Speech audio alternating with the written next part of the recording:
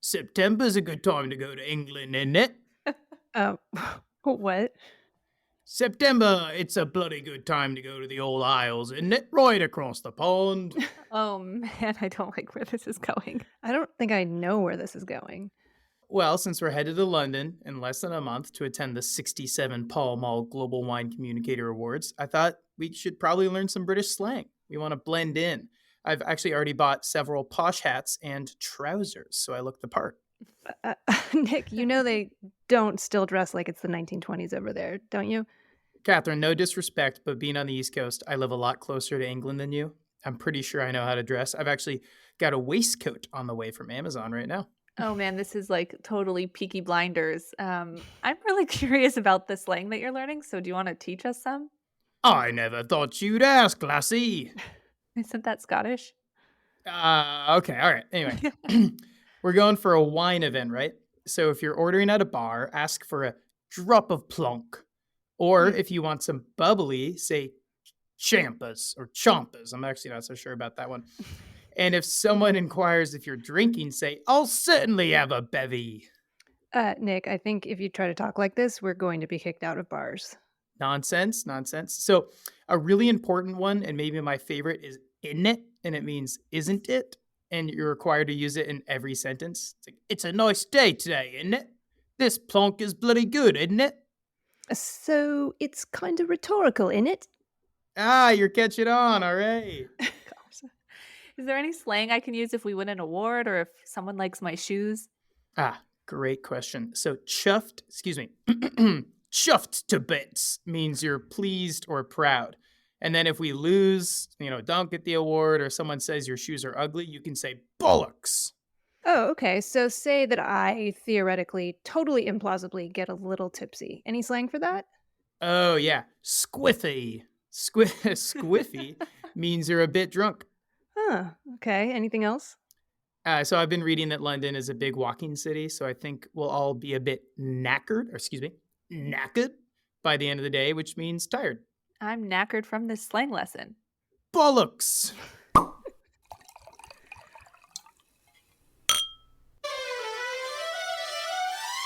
Wine is not allowed to be fun or festive. California wants to chuck out self checkout. Champagne lightens up, and walkathons are all the rage in Prosecco country. These are the news stories we're following this week on your favorite wine news podcast, The Four Top. I'm your host, Catherine Cole, here with Ruby Welkovich and Nick Toole. So, Nick, we're starting this week off with a sustainability story just for you. So, care to fill us in? Catherine, you know me well. I'm just kidding. Just kidding. I love a sustainability story. So, as listeners may know, a significant portion of carbon emissions from wine production actually comes from the glass bottle production and transportation. So, for still wine, a lot of progress has been made in reducing the weight of glass or, switching to less carbon intensive packaging methods like can or bag and box. But the same cannot be said for champagne bottles necessarily. Uh-oh, I can tell that Catherine is cringing. Her love for all things sparkling is killing the planet. It's true, Ruby. Catherine's drinking habits are raising the Earth's temperature at a record rate. Mm. That's sorry, Catherine. That's because champagne bottles have to be thick enough to withstand all that high pressure from the carbonation. It's much harder then to reduce their weight. Well, first of all, I think I'm off the hook because I do not eat meat specifically to offset my wine habit. But anyway, there is good news now for champagne, according to the wine news outlet Vitisphere. The glass manufacturer Veralia, in partnership with Champagne Telmont, has developed a champagne bottle that is 800 grams. Now, that is the lightest in the world, and this is a huge breakthrough. As Nick mentioned, it's really difficult to make lighter champagne bottles due to the atmospheric pressure that the glass must withstand. It's just not safe to be using bottles that could explode, and there are some nasty stories out there about champagne bottle injuries. So that's why historically champagne bottles have been so much heavier. Well, then, all the more reason to drink champagne. This new 750 milliliter bottle is 35 grams lighter than the current model adopted by the CIVC, which is the Wine Marketing Board, and it represents a 4% drop in CO2 emissions. I'm loving this. Right now, the bottle only comes in green, but new colors are on their way. And speaking of wine news, this is reminding me that I saw a flat plastic wine bottle this week from a company called Pacamama. I love that name. These bottles are made from 100% recycled PET and just completely blow the competition away in terms of efficiency for storing and shipping. They are lightweight, they stack, they actually look pretty good. Here, I'll show you guys a photo. What do you think? Oh, I love these. I love the design of these. That's really cool. Okay, we'll have to share it on our socials. Okay, first of all, you could totally fit one of these in your jeans back pocket, like a flask, or like a pocket of your cargo pants. These are really Totally. cool. I'm so into these. Or your fanny pack? Yeah. Yeah. I mean, the only problem is these are basically plastic. So the wine must be consumed within a couple of years. This is not a package for wine that should be cellared. Meanwhile, we've been hearing from wineries since the pandemic that there's been a glass wine bottle shortage, which has led to higher prices. So, another bottle headline that came across the wire this week was a little confusing. The U.S. Department of Commerce has accused Chinese, Chilean, and Mexican glass wine bottle producers of selling their products in the States at unfairly low prices. This is so interesting. Like you said, Nick, we have been hearing from producers that they have been really struggling with high bottle prices and low glass bottle availability. But meanwhile, the US Glass Producers Coalition went to the DOC, the Department of Commerce, to claim that the Chinese government in particular seems to be awarding subsidies to Chinese bottle producers. The DOC has preliminarily agreed with the coalition and in May imposed duties of more than 200% on wine bottles produced by 8 Chinese manufacturers. Okay. So my takeaway here is that if you can't stack the wine bottle, it may be bad for the environment or part of some sort of international intrigue. So boxed wines, flat plastic bottles, and cans are in, and glass bottles are suspect. And that's not fair to all the producers who are bottling delicious wines in lower weight class bottles. But do not worry, we will not put the brakes on the glass beet, not to be mistaken for the glass onion. Grown. Okay, guys. Grocery store self checkout. Where do you guys stand? I love it. I kind of am antisocial during the day when I'm busy, and I kind of love just being able to just check my groceries out and not talk to anyone. That sounds terrible, doesn't it? No, No, I'm I with get it. you. It moves quicker. Yeah, I Yeah. like to have control over my checkout process. This Yeah. reminds me of a post that I shared in I'm literally scrolling through my Instagram right now. From 2017, I posted, "I'm just a girl standing in front of a self-checkout screaming that there's no unexpected item in the bagging area." So that was directly Oh from my man, I Instagram. hated that. Luckily, they've kind of fixed that problem. But Yeah. Anyway, I'll get back to our story because according to Drinks Business, California may soon ban self checkouts at supermarkets and grocery stores. And this has the wine industry kind of worried. I can see how self checkout might encourage theft and fraud. Not that I would ever click conventional when self checking out my organic blueberries to save a buck, but I would never do that. Yeah, that's oddly specific. But anyway, yes, theft is cited as the main reason for this bill, but there's some evidence to suggest that this is more about preserving jobs. The legislator who introduced the bill works closely with labor unions, and self checkout registers eliminate jobs. So some folks are wondering if this is really about theft. But to clarify, this bill would not eliminate self checkout altogether, it would just curtail it and disallow certain items such as alcohol.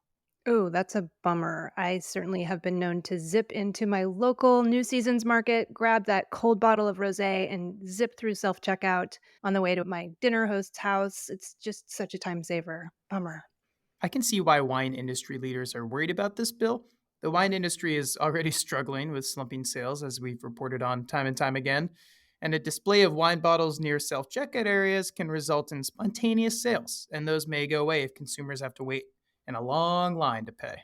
Yeah, or worse, I could see shoppers checking out all their groceries at the self checkout and then getting an error message when they try to ring up their wine bottle, and then they just leave the wine bottle there, which puts the onus on an employee trying to find it and return it to the shelf. Yeah, we are thinking up all sorts of problems that this bill presents. So maybe this could be our question of the week. Listeners, do you think self checkout helps or hinders wine sales? And are you worried about California's potential self checkout alcohol ban? Let us know your thoughts. All right, next up in the crushing capitalism department, we have a crackdown on wine influencers in France. Oh no. Oh, yes. In a shocking change, apparently health influencers have more power than wine influencers in France these days. Citing a 1991 law forbidding advertisements that show festive or convivial moments linked to alcohol consumption, French officials are starting to take a closer look at wine influencers, according to the Times of London. Yes, that's right. The Times quotes one French influencer who says she can't even post a photo of herself clinking glasses with someone else in the industry. Oh, wow. And Gerard Bertrand, a winehouse I know well, was apparently fined 20,000 euros for hiring the gorgeous fashionista known as Anna RVR to post about their products. And as a side note, I just want to point out to you guys that Anna calls herself a podcasteuse, kind of like a chanteuse. And I think we should call ourselves podcasteuses from here on out. Okay, well, influence uses are becoming dangerous territory for French wine brands. The Paris Appeal Court recently ordered Meta, the owner of Instagram and Facebook, to quote, reveal the identity of influencers behind 18 accounts that showed people drinking wine and other beverages in festive surroundings such as birthday parties, jacuzzis, and in one instance, a 1969 Chevrolet Corvette. I mean, I get that. I see a 69 Corvette and I just want to drop everything and spend all my savings on French wine and then drive, I guess. We're not condoning drinking and driving. And I am not a car guy. But seriously, it's not just influencer SpawnCon or sponsored content that is under scrutiny. The Dom Perignon Champagne House was recently fined 15,000 euros for an online ad featuring Lady Gaga. Wow, this is all so interesting. And as the Times points out, actually, wine consumption has dropped dramatically in France from an average of 120 liters per person per year in 1960 to 40 liters in 2020. And an increasing number of French young people have never even tasted wine. I guess I kind of understand this, though. We can all agree that it was probably a good thing that the FTC here in the good old US of A was right to ban the Joe the Cartoon Camel, who was clearly trying to sell cigarettes to minors. Oh, Joe the Camel. Oh man, I remember that being really confusing when I was a kid. Those ads in the 1980s. He was this cartoon camel. He was kind of cute, but he was also kind of like hot and sexy. It was What? it was very confusing. I was a teenager at the time. It was a trying time. That was long before social media, but I do kind of get why the French government doesn't want influencers to be like partying and drinking wine because kids pay attention to that stuff. Yeah, I mean, yeah, sexy camels aside, while I understand the need to promote health and wellness, I do think this is a little bit over the top because, the health concerns surrounding wine don't even come close to those posed by smoking. And it feels like wine is kind of getting kicked when it's down. And we are once again ignoring the cultural importance of wine. This is really interesting. I thought I'd be against the French crackdown of wine on social media, but I'm actually kind of split. Like, it's a good thing to promote health and wellness, but I don't know, this is a bit much. Yes, I will say, though, that the only kids character allowed to talk about minors using substances is Mr. T. Always and forever. Little kids doing drugs, it turns my stomach. That's up hurts. Guys, politics are so divisive these days, but one famous wine town in Italy has found political unity, and it is such a feel-good story, and it's so blue zone. If you have been listening to the Foretop, you know what I'm talking about, that we have got to discuss this. Yes, this was hands down the most feel good story in the New York Times this week. It turns out the entire town of Valdobbiadene has been going on power walks with its mayor. That's right. We wine folks all, of course, know Conegliano Valdobbiadene as the heart of Prosecco country, with those beautiful green hills and those delicious sparkling wines, and of course, a fabulous food tradition. Yeah, you've got local specialties like bigoli con la natra or duck fat pasta. I think I gained weight just trying to say that out loud, but that was weight worth gaining. And sopa coata, which is pigeon lasagna. I'm not so sure I'll gain weight off that one. And then, of course, there's tiramisu for dessert, also a specialty of the region, and my wife's favorite dessert. Oh, Well, yes. And so, in order to, commune with his constituents, Luciano Fregonese, the mayor of Valdobbiadene, apparently has been consuming a lot of calories over his 10 years of being mayor. And, he's been washing all those calories down with sparkling wine, of course, which I believe contains 0 calories. So, really, the food is the problem for him. Absolutely. I believe we call that girl math. Yes. Anyway, this mayor tells the Times that he has to attend 2 or 3 events every weekend, and at each event, he is offered delicious food and wines. He's quoted as saying, "It's not easy to say no." And when he was elected for a third term in office, his friends decided to do a friendly little intervention. They said they would walk with him once a week. A WhatsApp group got started, and over time, the group of friends and family turned into a large chunk of the town's population. Yeah, apparently more than 200 people join the weekly outings these days. They walk for an hour, and of course, they're surrounded by the beautiful countryside with lots of vineyard views. So these are some quality power walks. In fact, according to the Times, people are starting to travel from other towns just to join the walks. The mayor said that the next walk will end with pizza, which is probably going to negate the walking, but it's great for business. I gotta say, I love this idea. I am an avid power walker and hiker myself. One thing I love about the world's great wine regions is that they're all really easy to explore on foot or by bike. And I just would love to see more of this. So, cheers to Luciano Fregonese, mayor of Valdobbiadene. And listeners, if you live in a wine producing town, here is a fun challenge from us. We would like to challenge you to start your own power walking group and tell us about it. And we will talk about it right here on the Foretop. You, of course, can find us in all the usual social media places and online at theforetop.org. All right, guys, it is time to recap a recent question of the week. What do we got? All right, what we got is on episode 164, we discussed the so-called bubble tax, which is really hurting craft cider makers, but it's also pretty punitive for sparkling winemakers. This is literally a tax on air because sparkling beverage producers pay a lot more taxes than still wine and cider makers do. That was a really good question of the week. We asked you all to weigh in on social media, and we heard back from @CultureWineCo. Such a silly and antiquated tax. And from Sipwell Wine, there is no reason to tax more for bubbles. And from Tony Makes Wine, it's a ridiculous tax class. So I guess this is not hugely controversial, but I guess it's nice to know that we can all agree. I feel like we have a Boston Tea Party coming our way with this one. Yes, we do. All started by the Foretop. Yes. We have another question up right now, and it is definitely controversial. Do you call the non-hot red wines chilled or chillable? Weigh in on Instagram, Facebook, or LinkedIn. Wait, did you call them non-hot? I thought That is was what funny. that is what Nick put for me to call them. Non-hot red wines. All right, guys. Do you remember what happened to our dessert course last week? Yeah, we had a bit to drink, and it got a little garbled, is what I remember. Anyway, shout out to La Lou, which is a wine bar in Prospect Heights, Brooklyn, where we all met last week and drank a bit too much wine last Monday. And we went there because of the fantastic wine list, which included many chilled red wines. You know what? I think I drank too much wine, Ruby. You showed great restraint and acted like an adult. So, hats off. I could have had more, I think. I'm a wine sipper. Like, I enjoy it, but You yeah. are sophisticated and civilized. Thank you. I am glad we got the chance to go to La Lou because I have been reading Vino, the Essential Guide to Real Italian Wine, which is a great guide to real Italian wine, by the restaurateur Joe Campanale, and he's one of the owners of La Lou. So I was excited to actually have my second chance to go there. Oh, that is a great book. And I want to shout out to some of the wines we tried there. It wasn't just the three of us, by the way. There were more people.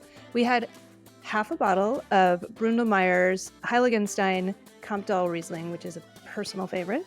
Los Bermejos Lanzarote. This is a Canary Islands rosé. I just love to just guzzle this wine all summer. It's so delicious. I think that was my favorite. And then for our chilled red, we had a classic Punta Crena Rosese from Liguria. These are probably like three of my favorite wines of all time. And none of them is like super, super expensive. They were all, affordable and delicious and made me really happy. So it made me so happy to be drinking those with you guys. Yeah, I also want to shout out the food. It was incredible. I was just about to say. Oh, sorry to step on your toes. No, I'm with you. It was really, really good. What was your favorite dish? I mean, call me basic, but that sourdough to start things off was fantastic. Oh, the but she-wolf sourdough. It's very big Yeah. here in Brooklyn. I will say that I enjoyed most I can't remember what it was called, but the mushroom, like puff pastry tart thing. Oh, yeah. What is it, a vol au vent? Is that right? That sounds right. Well, it was delicious, and cheers to you guys. That was fun. We'll do it again in London. Yes. Well, this has been the Four Top Podcast. I am our executive producer, Catherine Cole. I'm our producer, Nick Toole. I'm media and design manager, Ruby Walkovich. Keelan King is the composer and performer of our theme music, which is, can I say something other than the Song of Summer? No, it's still the Song of Summer. Please visit our website, thefourtop.org, to learn more about us and listen to back episodes. And if you have not already subscribed to the Four Top on iTunes or Spotify, please do so and leave us a rating. Hey, y'all, this is important. Every rating feeds the hungry algorithm and helps new listeners find the Four Top. Well, from Portland, although my heart is still in New York, this is Catherine signing out. From the land of lakes and oceans, across the pond from London, this is Nick signing out. And from my own personal blue zone where I go for morning walks in Prospect Park, Brooklyn, New York, this is Ruby signing out. Stay safe out there, and thanks for listening.